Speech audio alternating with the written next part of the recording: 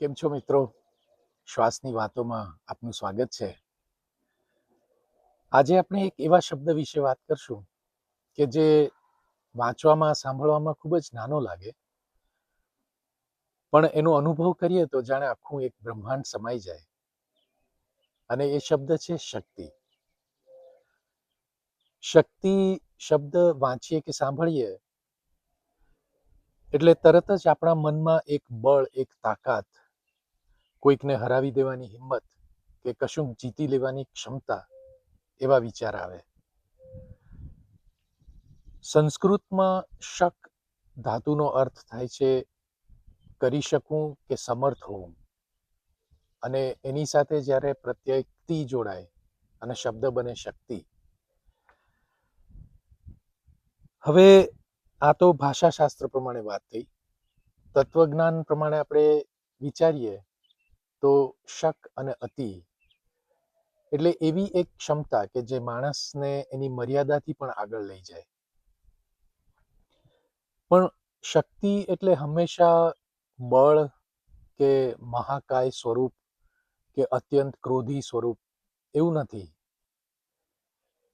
ક્યારેક જીવનમાં બધા જ દરવાજા બંધ થતા દેખાય અને છતાં અંદરથી એક અવાજ આવે કે દોસ્ત તું તૂટ્યો નથી, આગળ વધ.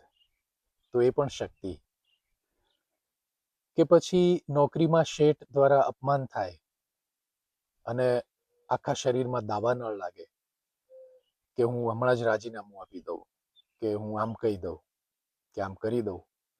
પણ એ જ વખતે સાંજે રાહ જોતો પરિવાર દેખાય અને એ અપમાનનો ઘૂંટડો ગળી જાય, એ પણ શક્તિ. કે જીવનમાં અલગ અલગ અનુભવો પછી માણસ એક મૌન ધારણ કરી લે અને એક સુંદર હાસ્ય ચહેરા ઉપર જડી દે, તો એ પણ શક્તિ.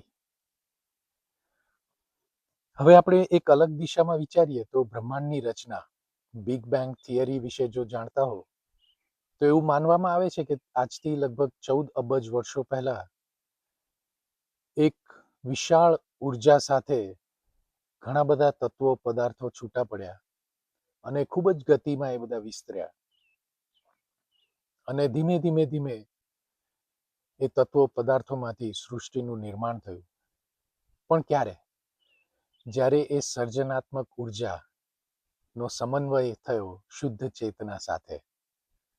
શિવ એટલે શુદ્ધ ચેતના અને સર્જનાત્મક ઉર્જા એટલે શક્તિ.